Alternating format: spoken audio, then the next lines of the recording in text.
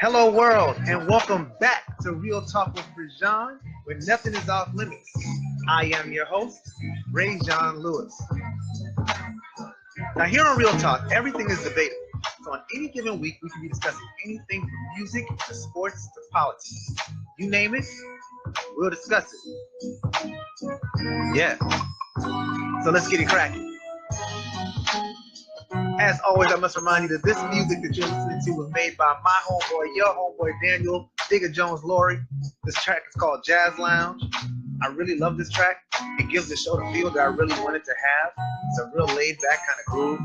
And my show's a laid-back kind of groove. So if you feel that, feel compelled to say something or comment or send me a question or anything like that, I always appreciate that. Please make sure that you leave your comments, leave your questions, and we will have a call-in segment today, so I'll be giving you guys a number for that as well. Yeah, I'll give you guys that as well later on. But I'm excited. Yeah, I love that track. So here we are on January 7th, 2018. And it's a lot of things going on this week. The main thing for those of us who do live in the Lowcountry area has been this snow. So the snow came out of nowhere for me. Every year we have our big scare about the things that, we should be looking out for. It's always something to have you worried or have you scared.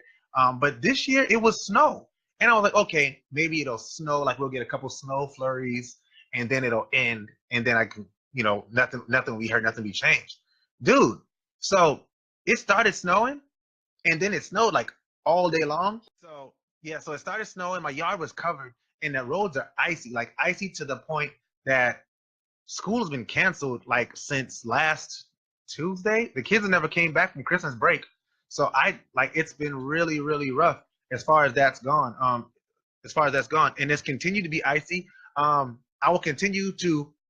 First, I want to do this. I want to thank every first responder, police, firemen, paramedics, EMTs, everybody who's out here going to these accidents, being a part of getting people to safety from these conditions where they may have decided, well, I'm going to take that chance to get on this road and drive and got into an accident.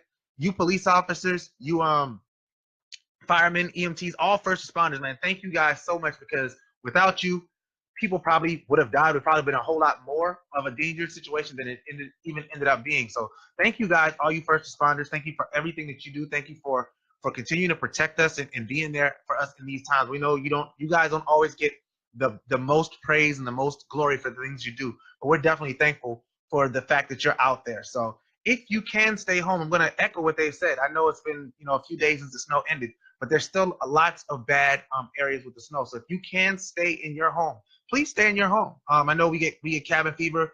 I myself have been trying to figure out a way to sneak out of my house and go do something, because I've been so bored in this house at times. But I made it through 5 seasons of Game of Thrones, and it looks like I'm going to finish it up before I get back to school. So praise God for that. The second thing I want to talk about was, as that came about, one thing that struck me was the reaction to the snowstorm, as far as the preparedness of our city for something like a snowstorm. Now, you have to keep in mind the fact that our city snow is not something that happens in South Carolina very often.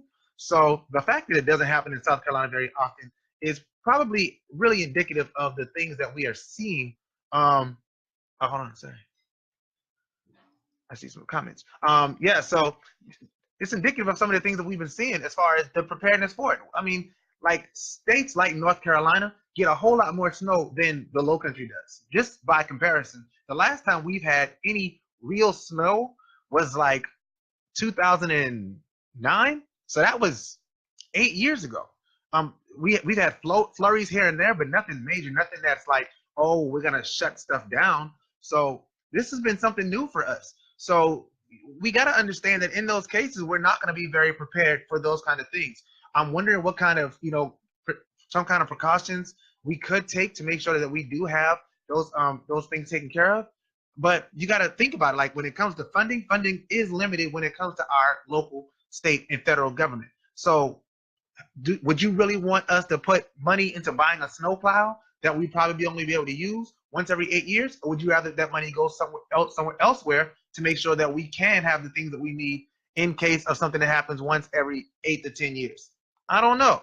You know what I mean? Because I think before 2009, the last time before that was Hurricane Hugo. That was what, 88, 89? So that's a long time to buy something that you're only going to use once every, 8, 10, 12 years. Just got to think about that. So that's something that we definitely need to consider as it pertains to that. Let me see. No lie, I was high key hating on the snow y'all were getting. Shout out to the first responders. I see you, T. I see you, man. Lucretia, the kids never came back. The kids never came back from school. Went back to school. Like they've been out since. I know Dorchester District 2 has been out since December the 19th was the last day. So December 20th. They've been out of school since December 20th, and here we are, January 7th, and they're still out of school, and school is canceled again tomorrow. So hopefully these roads will clear up, and we won't have any problems with that anymore. That's definitely a key piece of what's going on there. So again, shout out to the first responders for being there and being a part of the solution and making sure that we have what we need as a people to make sure we have, that we can get out of these situations. Now, of course, my favorite segment of our show is What did he say? What did he say? And we usually know that the what did he say person of most times is our president, the POTUS, Donald J. Trump. But I'm actually going to lead with a different what he say.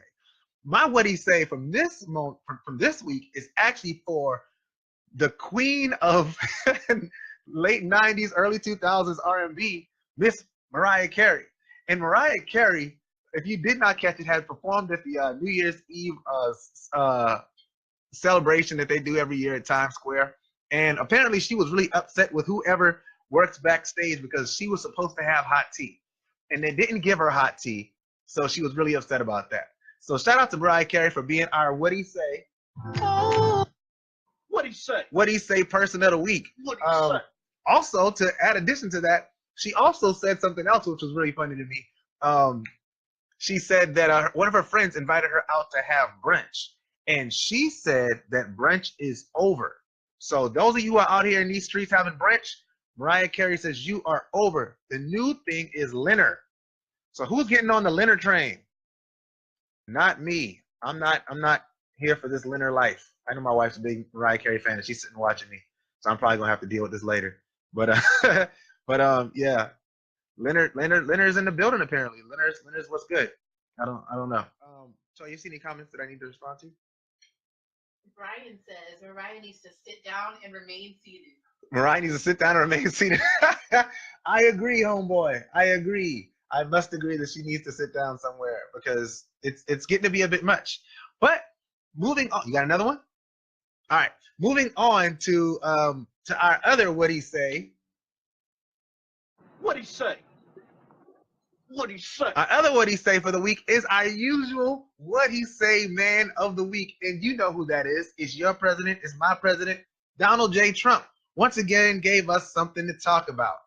He started out earlier in this week where he got into a Twitter beef, his ongoing Twitter beef with the Prime Minister Kim Jong-un of North Korea, was talking about how he has his nuclear button on his desk. And of course, our president, being our president, had to respond with, my button's much bigger. Now, I don't want to get into a discussion about whose button is bigger between our president and the president of North Korea, but that's just a really awkward conversation to be having in public. You might want to take that, back to, wherever it is that he does what he does. But we don't even know you like that, President, Mr. Trump, President Trump. Okay, so you can hold on to that. Then on top of that, he tweeted later on this week that he is very smart.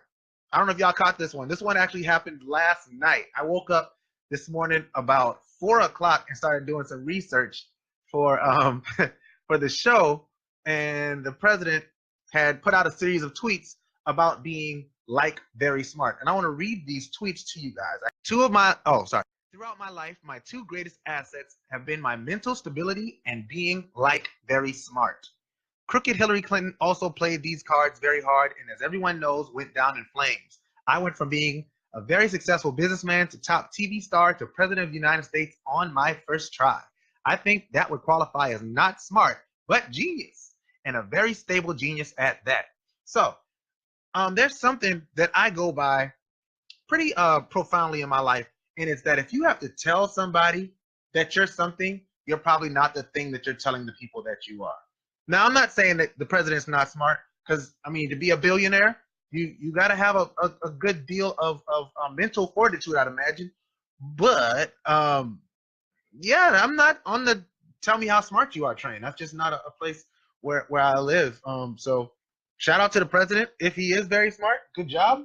If he's not, okay. But again, if you have to tell people how smart you are, chances are you're not very smart. So take that for what it's worth, Mr. President. But yeah, back to this show. This is Real Talk with ReZsaun, and I am in the What Did He Say moments of the week, which go out to our president and Mariah Carey. Now, continuing the theme of politics, I don't know if you guys have caught this, but Steve Bannon, who was once the right-hand man of the president of the United States, is actually in a little bit of hot water with his key constituency, which is, what's up, Crystal? Which is, the Breitbart team. If you don't know, the way he got a lot of his the way that the president was able to get a lot of his support for his campaign was from the Breitbart website and publication, which was run by Steve Bannon. Well, now this guy has come up and wrote a book about the president, which has been a pretty big deal. If you have not, it's called Fire and Fury.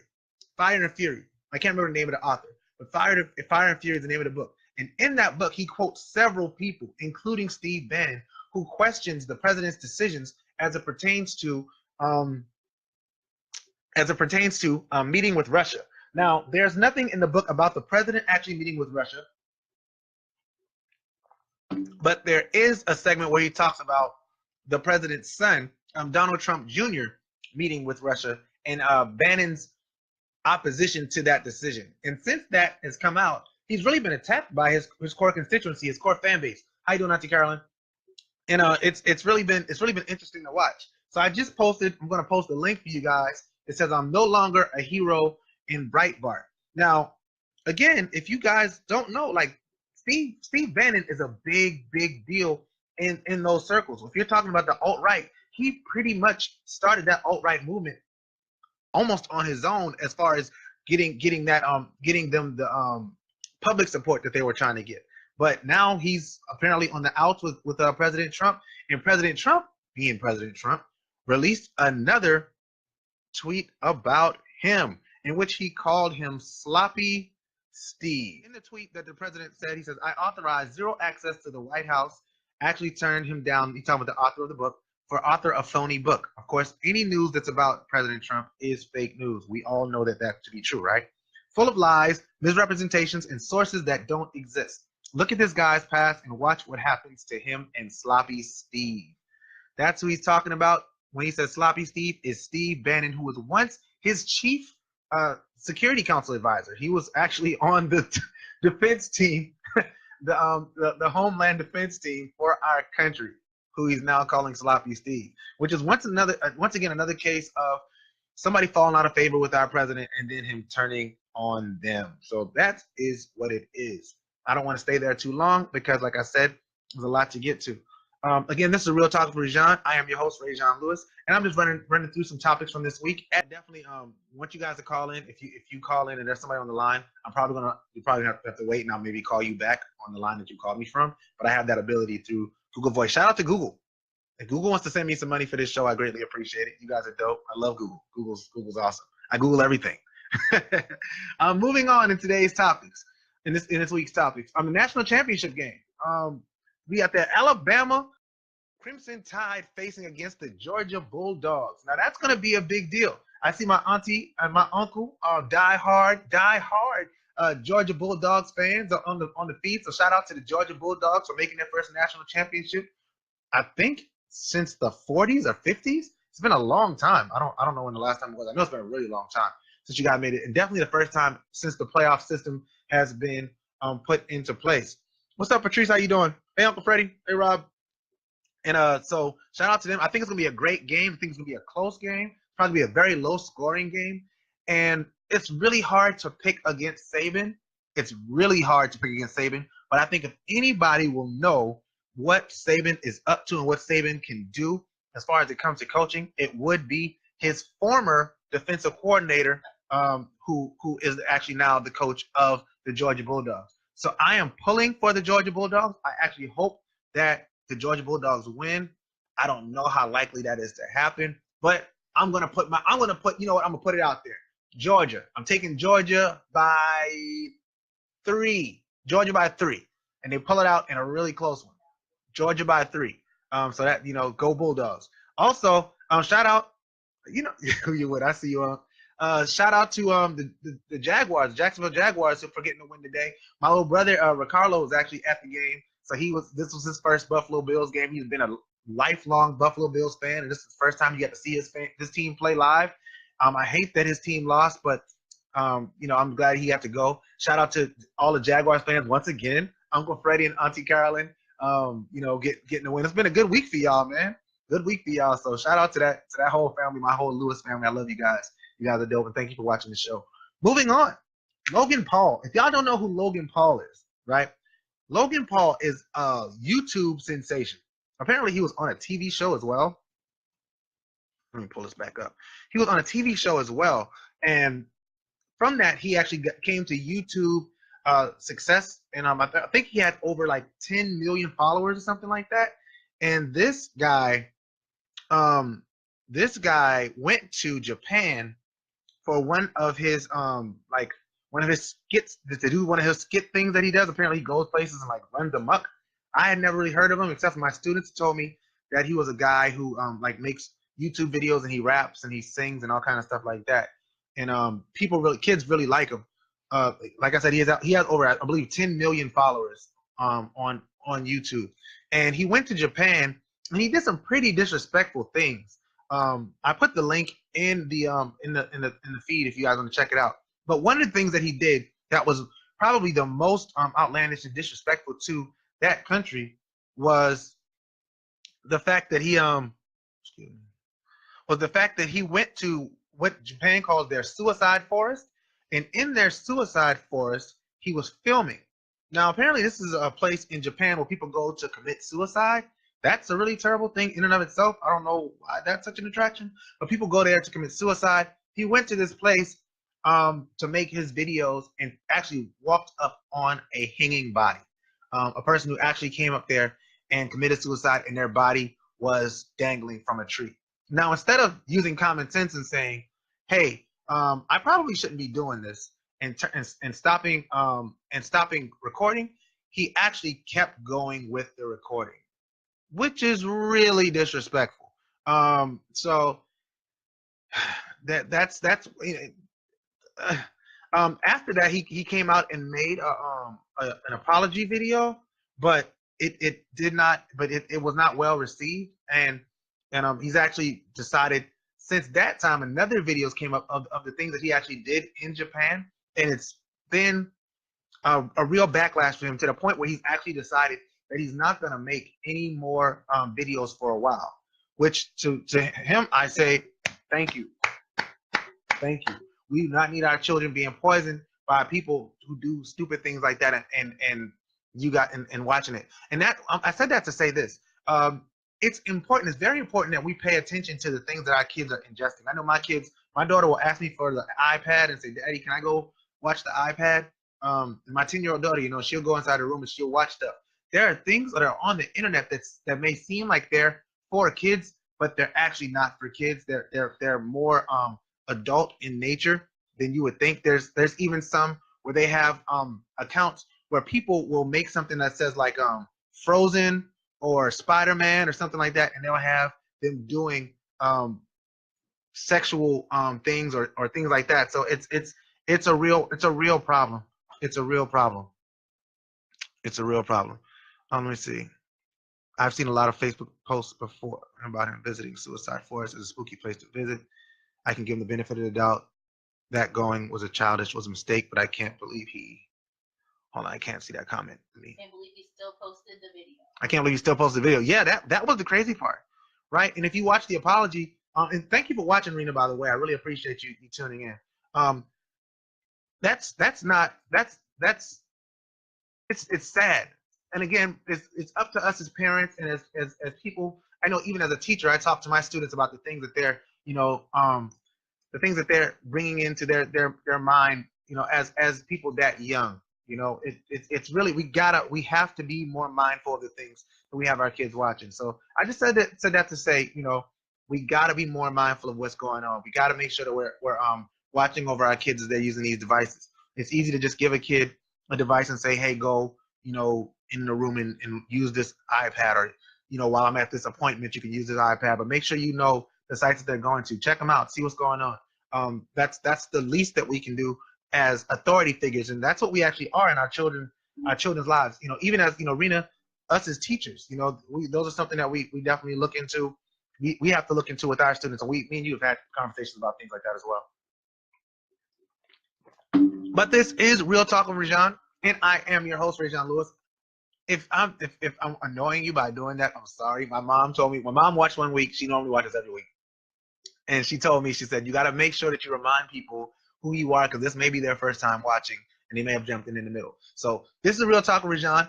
I am your host, ReZsaun Lewis, and I am so thankful for you guys watching this show. I know you don't have to watch this show. You could be doing other things. There are billions of other YouTube and Facebook Lives and all these different things you could be watching, but you're spending this time with me, and trust me, I thank you. And with that in mind, I want to move into my new section of this show, which is my call-in section. So I want to give you guys the number again. That number is 843-900-6847. 843-900-6847. If you call in, it's not a video. Trust me, it's not video. It's just audio. So you don't have to worry about if you dressed up or nothing like that. Just call in. You can make a comment about the show. You can talk about something, that you can ask a question, whatever. I'm going to do this for about 10 minutes. We'll see how it works. Hello, and welcome to Real Talk with ReZsaun. Hi. Hi, who are we speaking to? We are speaking to Crystal Simmons. Hey, how you doing? What's up, Ohio? How you doing, man? I'm good. How are you? All right. What can I do you for? So I was calling because I was interested in knowing if anybody had did any goal setting for their family for the new year. Not necessarily resolutions, but just setting family goals. I have been thinking about it and talking to my friends about it. And I think it's important, especially for our young Black children, that we allow them to have a lot of experiences. And sometimes day-to-day activities don't allow for, us to plan things. But I think it's important that we become more intentional. Yeah. About planning things. Wow. So I was just wondering if anybody had done anything special or had anything that they were doing with their families that they might want to share. Oh, great question. I know that me and my wife, that's one thing that we actually do. We don't believe in like resolutions per se, like you said, but goal setting is definitely important. We always make a point of it to set a physical, spiritual, educational, and educational goal. Like those are things that we do every single year. With our children, we try to make it more basic, like give them like 1 or 2 goals for the year they try to reach. It's usually something like, I want to read this book, I want to read this many books, or I want to get these kind of grades. And we always review them at the end of the year, right before New Year's Eve. So that's definitely something. If you have something that you do, like what's a goal? What was like your favorite goal that you made for this year, Crystal? Okay, so we did a family bucket list, and I did a personal bucket list, and just some things that I guess I can share is for our family bucket list. One of the items was attending a planetarium, because a lot of children nowadays don't even know what that is. There's actually one at USC, and it's like $4 to go, and they do it every Saturday evening. Okay. A planetarium, it tells them about the constellations and the stars. It's a really cool experience inside a dome. Oh, wow. So if you've never done that, that's definitely something you can look into. Having them create an app on their phone, Create. giving them high boundaries. Yes. Because, they work all this technology. Google has ways that you can learn how to create your own apps and things like that. Just getting it to work, things like that. Definitely. That's a great one. I like that. And I think I'm going to add the planetarium thing to mine, because one of the things that I've actually been trying to do because of my busy schedule is to try to do something fun with my family every month, like that. Like let's just go kick it and have a good time. So I think I'm going to add that planetarium to one of these months. I don't know what month it's going to be, but I think that's a great thing to add. Thank you so much for calling in. I really appreciate it. Oh, you're very welcome. I appreciate you doing the show. Oh, thank you. You're always a weekly caller. And oh, for those who don't know, Crystal is the person that did my shirts. So the Real Talk with ReZsaun shirts, I don't have one on right now. Do you want to plug your company real quick? It's Twisted Humor, and we do have a Facebook page, and we do custom tees. So hit me up if you need anything. Twisted Humor. Make sure you put the page on the Twisted with the Z. I-C-T-E-D. Type it in the whatchamacallit so the people can see it. Will do. Thank you, Crystal. I appreciate you calling, man. All right, All right, bye. Thank you so much. All right, we got our first caller. That's awesome. And she had made some great points. All right. She definitely said, make sure that you're making goals. You don't have to do like New Year's resolutions. I didn't talk about that during last week's show. I probably should have. But she had a great point about making sure that you make those goals and do something fun. Have your kids create things. Those are great. That's great. If we get another caller, I didn't think the caller would come through, but thank you, Crystal, for calling in. I really appreciate that. Let me see and look at these comments. All right, we've set a goal, Brian. We set a family goal to go completely vegan. Wow, good goal. I can't do it, bro. I can't. I'm a carnivore.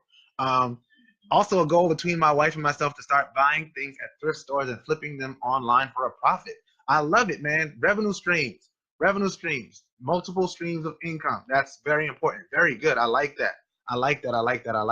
If you want to call and leave a message, I actually can play those on air as well. So if you call after I get off here, I'm going to not deactivate, but I make it where it's like it goes straight to voicemail. So if there's something you wanted to say and you watched it behind, I can actually play those live online as well if you guys want to leave a message. So thank you so much. And again, that number is 843-900-6847. That's 843-900-6847. And I thank you for watching. I guess I'll go ahead and do my closing point with that in mind. Let me make sure I didn't miss any comments. Never thought of implementing spiritual education, etc. goals. Yeah, that's definitely. I mean, we try to make sure that our goals are segmented in that way, so that we can look back at the end of the year and figure out, which things did we complete, which things we didn't complete. And of course, all the goals that I set, I don't reach. But if you don't set a goal, you can never reach a goal. So you know what I mean. So it's just a matter of really training your body and training your mind to do the things you want to do. Something that I heard of that I'm thinking about doing this year is choosing a word to focus on for the year. I don't have a family, but I do think that would work well for children and a family. Definitely. I think that's a great one. Choose a word. I like that. That's really smart. My pastor spoke about choosing a word of the year today. Wow. See, confirmation. Look at God. Confirmation. All right. So with that being said, I'm going to go ahead and close. I want to close with this thought. This week, like I said, there was a situation where an accident happened. In the Somerville area on Latson Road. If you know Somerville, then you know Latson. If you don't know Somerville, then just ride with me. You'll see what I'm getting to. There was an accident where a person was driving and they ran off the road and hit a person that was walking. Now, I told you there was a lot of snow in the last week. In the last week, there was a lot of snow that hit South Carolina. We're not really equipped for snow like that. So when that happened, it was really sad. It was really sad. And somebody took that opportunity to say that a black girl was killed while driving. And they were upset and they called on Marvin Pendarvis, one of our recently elected officials. I think he's been in office a month, maybe 2 months since he's gotten sworn in, and calling him out in outrage because of something that happened. Now, what this person probably didn't know is that the person that was driving that car, one was a teenager. All right, this was a teenager that was driving this car. So if a teenager is driving in the snow in a state that's not normally known for getting snow, they're probably not going to do well. So as opposed to calling out elected officials in that case, maybe there should have been other people called out. Not even that it was our place to call anybody out for that. But if you were to place blame, the blame definitely should not be on an elected official that just got elected in November. I mean, like, what legislation has he been able to get to write and get approved since November? That's the first thing. So one, we got to be careful about when we decide we want to call people out. Second thing, we cannot make everything about race. I'm going to say that again. We cannot make everything about race. And I'm going to tell you why I feel that way. I feel that way because the more you use something, the less effective it is. If every incident that happens, the first thing that we see in that situation is the race, then that's what we're going to have. Like, that's what it's going to be. But we also have to realize that once we start doing that, when actual things happen that realistically are related to race, you know, being called certain names, being not allowed to use certain facilities, things of that nature, police brutality, when we talk about that, all of these different things, those things become less and less forefront. They become less and less newsworthy because of the fact that everything that happens is about race. There are times when things are like realistically and logically about race, but if every time something happens, the first thing we do is run to the race card, and I'm going to use that term. I hate that term so much. But if that's the first thing we do, it loses its effectiveness. It loses its effectiveness. So I'm going to call on people of all races, all backgrounds, to really be careful with this thing. To really be careful with this thing. There are times that when legitimately there are race, we have lots, trust me, we have lots of race issues in our country. There are certain things that are not race issues in our country. One thing that's not a race issue in our country is if a young lady gets run over, gets hit by a car on a snowy day driven by an unlicensed teenager. That's not something that race is involved in. All right? And that's just one example of many that we could choose to talk about this issue. That way, when race things do actually happen, when those things happen, when we do have a Walter Scott, when we do have a Trayvon Martin, when we do have Philando Castile, when we have these things that happen, when we do have a Charlottesville, when we have these things that happen, we can stand on our pulpit and say, you're wrong, this is race, we got to stop it. But if every time I have a disagreement with somebody, I make it about race, my using of race in that discussion becomes less and less valid every time. I didn't write anything out, I really freestyled that. But I wanted to make sure I said that because it's important, man. I'm sorry, we got a comment. We got a comment. Oh, how you doing, Ms. Robin? Thank you so much for tuning in. Let me read your comment. It says, it was an accident and no one had the right to be reactive or lay blame. This situation had nothing to do with race anyway. Thank you so much for real talk. We can all get along. Each one reach one. Thank you, Ms. Robin. Thank you so much, Ms. Robin. I really appreciate it coming from you. I really, really, really do appreciate that. That means a lot to me. If you know me, you know I try my best to be a fair person. I try not to judge people based on, you know, the way they look or, you know, even the way they present themselves to me the first time. I try to give people a second chance to make a first impression. But I try to call things for what they are. And I know that if I make everything about race, like any race discussion becomes less and less valid every time we bring it up. So with that being said, I thank you guys so much for watching the show, man. Like, once again, I every time I get to this part, it was like my voice sort of cracks a little bit because it really is humbling to me that people take the time to listen to what I have to say. I am nobody, you know. I am nobody. I'm just a guy with a camera, a computer, and some lights and a microphone. And any of you guys could do this, and any of you guys can make a show like this. But you take the time to listen to this and to listen to me and to take in what I have to say. So I'm so thankful for your support. I thank you for your time. I thank you for your energy. I thank you for everything that you do and everything that you are. And I pray that I continue to provide the type of programming that you guys would love to chime in and tune in. I hope next week we have more callers.